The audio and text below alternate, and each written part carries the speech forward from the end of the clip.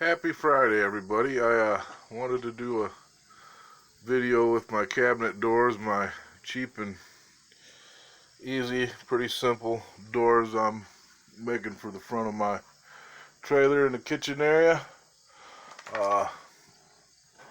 When I did my bed, I needed a 2x4 that runs all the way across from one side to the other. Underneath, if you remember from my earlier video, I just did my countertop on 2x4s I nailed to the wall, nailed to the side, and then ran that 2x4 down. There was a bit of an offset from this in the top. What I did is I took a piece of 2-inch 1x and I stuck it on the face of that 2x4 to get me the right gap, so that these boards that run up and down would be flush and level.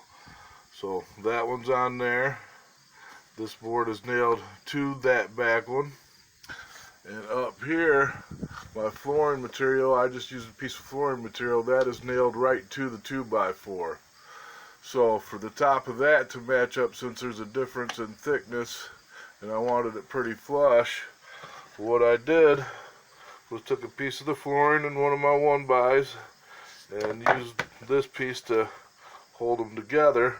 Before I put my flooring on there, I held that up and stuck it up there, and what that did is give me the distance I would need on my 1x for the back of it. It would give me my offset. So what I had to do, if you can see here, my 1x runs back in there from one side to the other.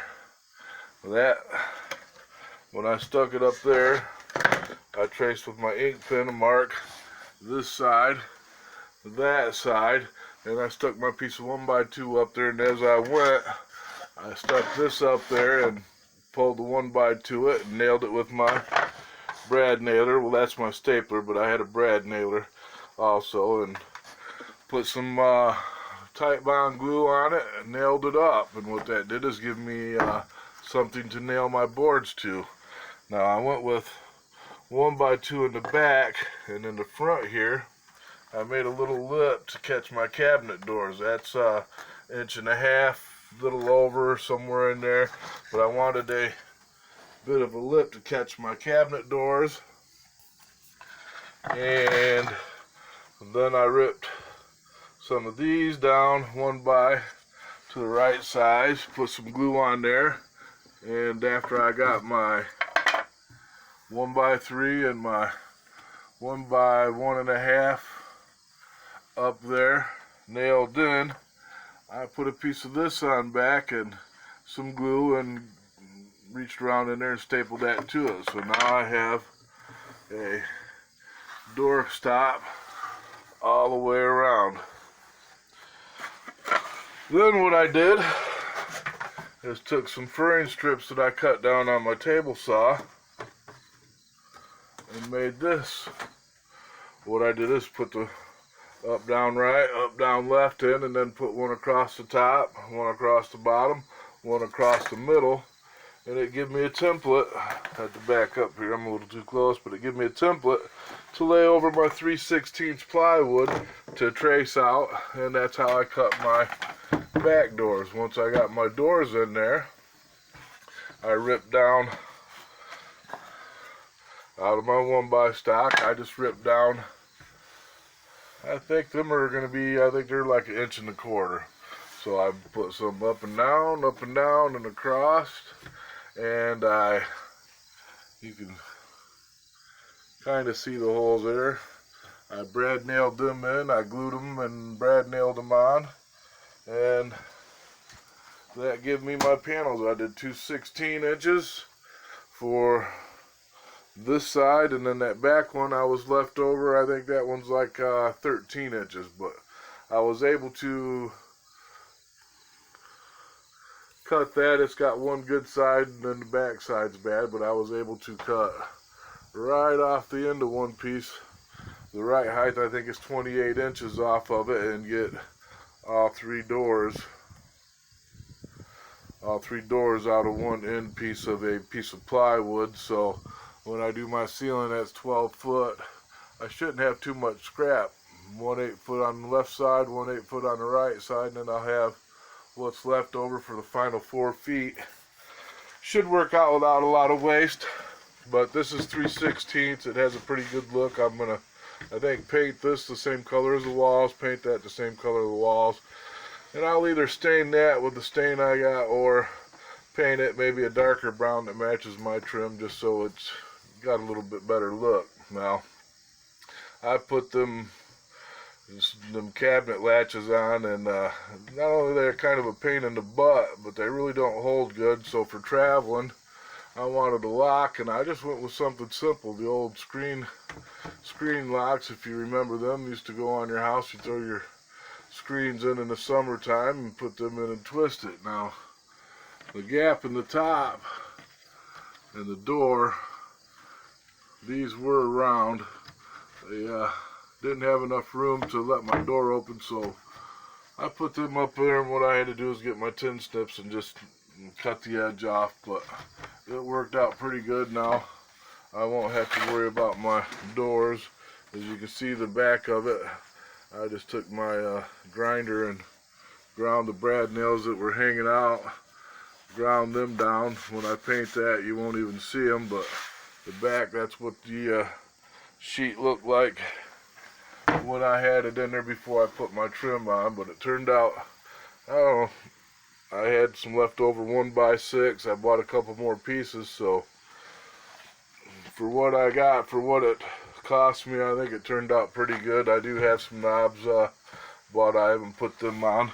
I still have to sand down my doors to get them to fit just snug. When I built my doors, I used my brad nails, them 16 gauge, for a shim. So when I stuck this all together before I nailed it up, I made sure and put shims underneath the bottom so that I would have my gap to open the door. You can see from my template, it went in there kind of hard. It's a tight fit. So I made sure and shimmed it just a little bit, so when I had my sides in and I stuck my bottom board in and nailed it in, then when I took it out, I wouldn't have so much to sand off. I was a little tight on top, so I took my palm sander and had to sand down a little bit. But I figured it was better to have too much and sand it down to fit than stick it in there. You can see I sanded just a little bit too much there and got too big a gap, but I didn't want to undercut it and have each door a little different, so I made them all nice and tight. And then I'll just take my palm sander, and anything that's rubbing just a little bit too much, I'll sand it down to get it to fit, so it's a nice look. I got my bed in. It seems to be working fine. The top cabinets are in and screwed in. I got my wood floor in now. Still haven't got my quarter round up yet. I went to working on my cabinets so I can stain them if I'm going to stain my doors and paint my trim before I put my trim in here and have paint on my floor and paint on what I'm going to stain. I'll paint my quarter round, then nail it down after I stain that. This was the door catch I'm talking about. They were just kind of a pain in the butt getting it in there. I didn't put it on before I put my walls in, since I was building it outside in, make sure I had it right. That worked out to be kind of a pain in the butt, and I'm not sure how good it's going to go down the road and stay closed. And since I will have 2 shelves with stuff on it, I'll probably have to put me an old screen door lock, screw it into the side, and the eye bolt out here to catch it, just to keep that closed up. But coming down to the finished work now.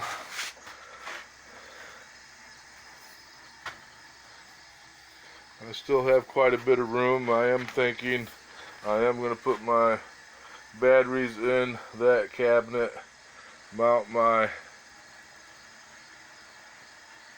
charge controller up there, I am going to put my converter down in there with my batteries. I will run these down in a piece of plastic pipe and run them into there, put my plugs on the end, plug it into the converter.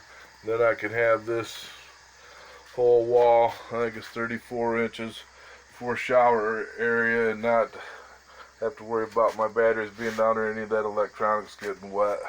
With my MPPT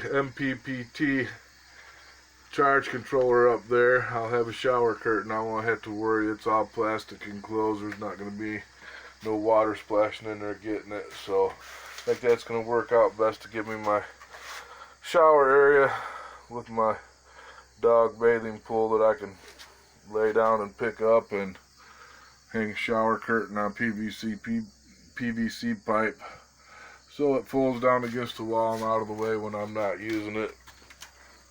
And that'll give me this area here for storage. I don't know what a dog bed can go there. Get them somewhere to lay down out here by the deck area I'll have screened in. Keep a nice breeze in, and I'm thinking I'm going to get a Max Air fan and put in this wall so I can have some good air movement on days like today where it's mid-80s. It's not hot enough to get an air conditioner, but a nice breeze would be good. And I finally got my baggage door in, so when I get done with all this, I can get my tools and everything all cleaned out. I'll have to cut a hole in my trailer wall and get my baggage door mounted, and then I can put the plywood back up there and build my slide out drawer slide air conditioner unit and get it all braced in and get it mounted before I get to my painting. My tiles should be in. They haven't called, but I haven't went down there and checked because I don't have room for it yet, and that'll be going on hopefully next week. I'll have these cabinets done this week, and I still have to do the same for the 3 cabinets I put in under the bed. I will make a frame like that, stick it in the hole, and I don't think I will do that like the doors with the trim on the outside. I think I will be putting the 1x behind it and just have the board showing. It'll be easier to get it done like that, because then I can put my frame around my door stops behind it and then just nail my plywood to that. And the same thing on the top here, I'll do them twists so that the door stays shut when I'm traveling, because I'm thinking my bed with the gap in here, I won't have a lot of room when the bed's closed for a lot of blankets and pillows. I will be having to store my extra blankets and pillows underneath there, so to keep them clean, I'll put some cabinet doors on there and just stuff everything in there, close it up, and keep the dirty dogs from laying on it. But that's pretty much what it took. I did my hinges nice and simple, nothing fancy. This cargo trailer going to be a lot of outdoor camping, so I'm not building anything for somebody that's going in the house and wanting it pretty. I just want it to look alright and be effective and hold up under what the tortures me and the dogs are going to put into it.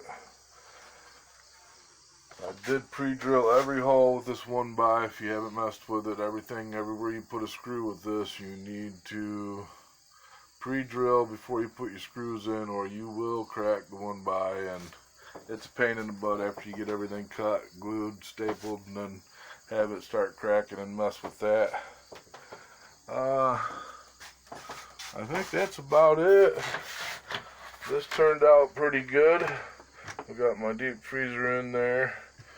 One thing I did mess up on when I built this, I didn't allow for the difference in the cabinet door. When I put that on, I wanted it flush, and I had this one cut out, put my trim on there, stuck it in there, and noticed I have a bit of a lip. I can take it all off and pry that off and cut it down and stick it back on, but I'm going to live with it. I'm going to call this perfectly imperfect because, I could sit here and nitpick myself all day long and find little things I didn't like, but it ain't that important to me. So the floor turned out pretty good. I'm real happy with the way that laid out. This is what I use for the under padding. This stuff is so expensive. You get into the better good stuff, it's $60 just for a roll to do this. I believe this, like most of the stuff Amazon packs comes in, it feels real good underfoot. It gives a nice softer feel to the wood floor, and it's waterproof, so anything that gets underneath there shouldn't hold moisture. But that's what I use under my floor, and that was $30 a roll. One roll did this whole floor, and I'm thinking indoor outdoor carpet or office carpet out there, so I believe I'll use what's left over as padding and then not have to put any carpet padding in there, which would be thick and comfortable enough. But for what I'm going to be using it for, it'll be getting walked on a lot, dirty, probably some rain on there. I'll go with that, and then it's something I can dry out easy. But I believe that's it for this video. Thank you for watching. Hope if you're doing any of your cabinets, it gives you an idea of what you want to do or don't want to do, but how easy it was just to frame it up. A little bit of glue and a crappy couple of saws that I have, and I made it work out pretty good for me. So thanks for watching. God bless.